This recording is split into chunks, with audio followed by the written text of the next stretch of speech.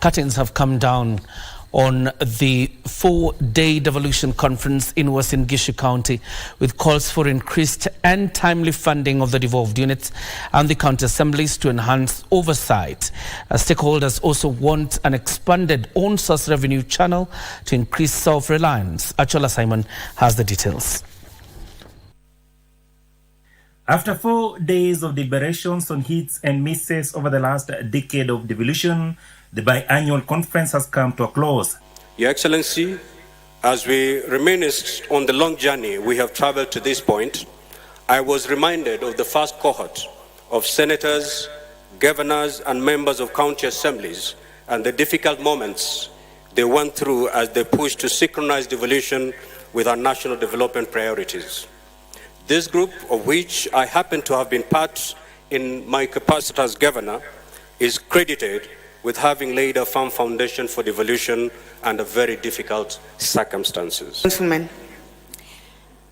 in the past 10 years, a number of players at the national level of government have proceeded on the basis that their sectors are not devolved and therefore have nothing to do with devolution.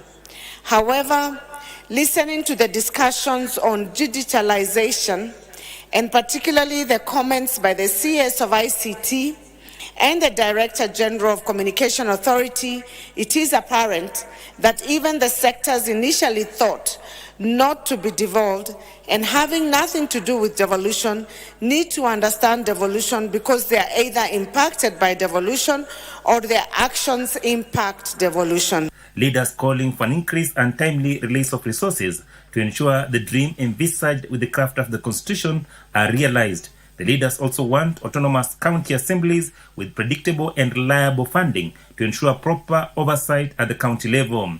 We will work hand in hand with our respective county assemblies towards this end. On-source revenue and how to expand and improve the current structures also dominated the deliberations. It is important in strategic planning and execution of short-term, mid-term and long-term measures.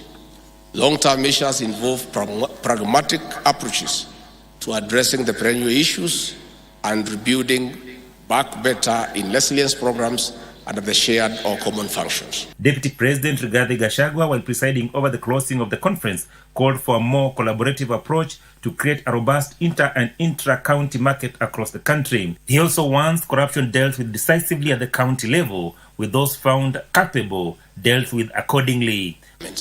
There is no corruption for the national government and the county government. Corruption is corruption in its very form. And this government will deal with the corruption in the national government, in the county governments, and in the country. We know that some people are very uncomfortable because previously governors have been twisted to give money obtained fraudulently and corruptly to fund political activities.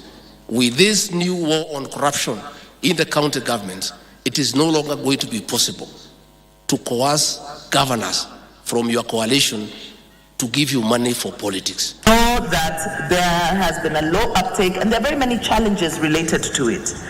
You as a civil society actor crew